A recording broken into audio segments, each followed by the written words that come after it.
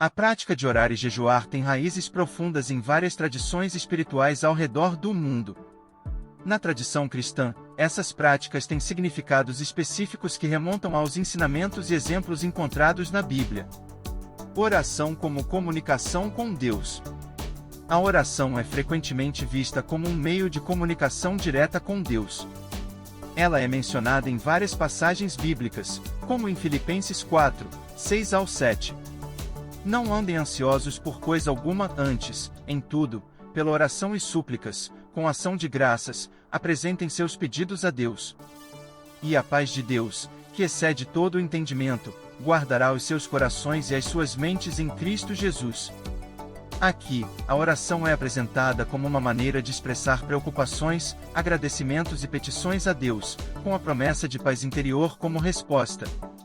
Jejum como expressão de arrependimento e busca espiritual.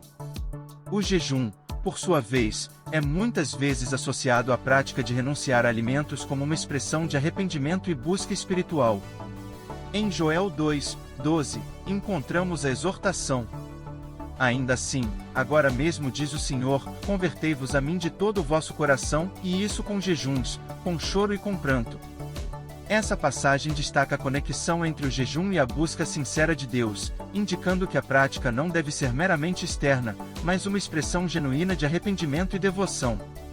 Jejum e oração como forma de combate espiritual.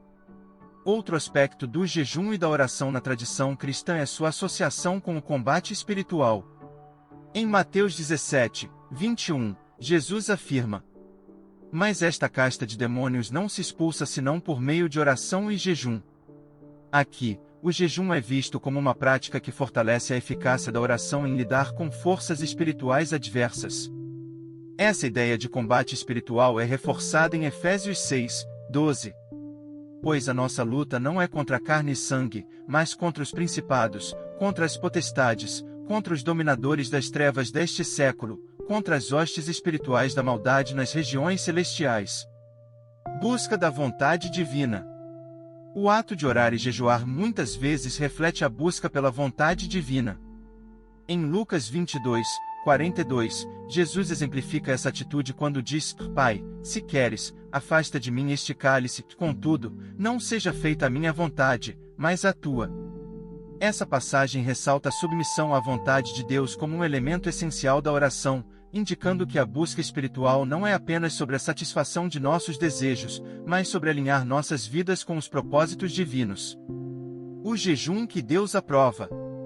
Isaías 58, 6-7 oferece uma perspectiva importante sobre o jejum que Deus aprova. Por acaso não é este o jejum que escolhi: quebrar as correntes da injustiça, desatar as cordas do jugo, pôr em liberdade os oprimidos e romper todo o jugo? Não é partilhar sua comida com o faminto, abrigar o pobre desamparado, vestir o nu que você encontrou, e não recusar ajuda ao próximo? Essa passagem enfatiza que o jejum não deve ser uma prática meramente ritualística, mas deve ser acompanhado por ações que refletem o amor, a justiça e a compaixão. Conclusão. O significado espiritual de orar e jejuar na tradição cristã vai além de simples rituais. Essas práticas são vistas como meios de comunicação direta com Deus, expressões de arrependimento, formas de combate espiritual e buscas pela vontade divina. Além disso, a Bíblia destaca a importância de um jejum que se manifesta em ações justas e compassivas. Independentemente da perspectiva espiritual individual, a oração e o jejum continuam a desempenhar um papel central na jornada espiritual de muitos crentes, proporcionando uma maneira de se conectar com o divino e buscar um propósito mais elevado em suas vidas.